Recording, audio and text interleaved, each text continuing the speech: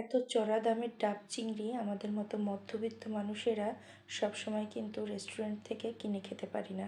তাই জন্য ঘরে যদি একটু যত্ন সহকারে তৈরি করে নেওয়া যায় তাহলে কিন্তু খুবই ভালো হয়। এর জন্য প্রথমেই আমি চিংড়িটাকে ভালো করে কেটে বেছে ধুয়ে নিয়েছি, এরপর হলুদ লবণ মেখে রেখে দিয়েছি। আর এখানে নিয়েছি ডাবের যে শাঁসটা ছিল সেটাকে ব্লেন্ড করে। প্রথমেই আমি চিংড়িটাকে ভেজে নেব। এর জন্য কড়াইতে আমি দিয়ে দিলাম সরিষার তেল। চিংড়ির যে কোনো পদ রান্নায় খেয়াল রাখবেন যে সরিষার তেলটাই ব্যবহার করতে। শুধু চিংড়ি নয়, ইলিশ মাছের ক্ষেত্রেও কিন্তু একই কথা। কেননা সরিষার তেল চিংড়ি মাছ এবং ইলিশ মাছের স্বাদ বহুগুণে বাড়িয়ে তোলে। আমি এই রান্নায় সরিষার তেল ব্যতীত অন্য কোনো তেল মানে সয়াবিন তেল একটুও ব্যবহার করব না। পুরোটাই আমি সরিষার তেলে রান্না করব। আমার চিংড়িটা ভাজা হয়ে গিয়েছে। চিংড়িটা তুলে রেখে আমি আরেকটু তেল দিয়ে প্রথমে শুকনো মশলাটা দিয়ে দিলাম, তেজপাতা, দারুচিনি আর এলাচ। গন্ধটা ছেড়ে দেওয়ার পরে দিয়ে দিলাম কুচি করে রাখা পেঁয়াজ। এই রান্নায় পেঁয়াজের বাটা ব্যবহার করা যাবে না, ব্যবহার করতে হবে কুচি করা পেঁয়াজ। পেঁয়াজটা একটু ভাজা হয়ে যাওয়ার পরে দিয়ে দিলাম রসুন বাটা আর আদা বাটা।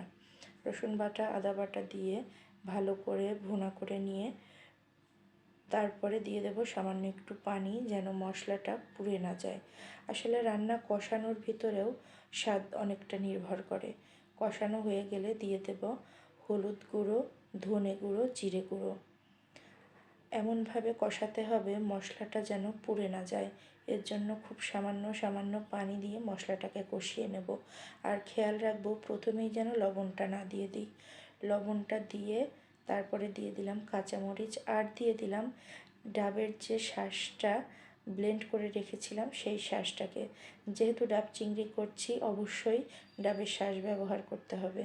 আর এই রান্নায় কিন্তু কোনো আমি বাইরের পানি ব্যবহার করব না।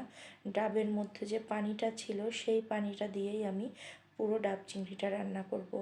ডাবের শাঁস দিয়ে মশলাটা ভালো করে কষানো হয়ে গেলে ভেজে রাখা চিংড়িগুলোকে দিয়ে আবার ভালো করে নেড়েচেড়ে কষিয়ে নেব। কিছুটা নাড়াচাড়া হয়ে গেলে ডাবের যে পানিটা আছে ওই পানিটা দিয়ে দেব। আর একটা জিনিস খেয়াল রাখতে হবে, চিংড়ি যদি ওভারকুক হয়ে যায় তাহলে কিন্তু খেতে রাবারের মতো শক্ত হয়ে যায়, ওই চিংড়ি খেতে ভালো লাগে না। এই তো আমার চিংড়ি ফুটে উঠেছে এবং হয়েও এসেছে।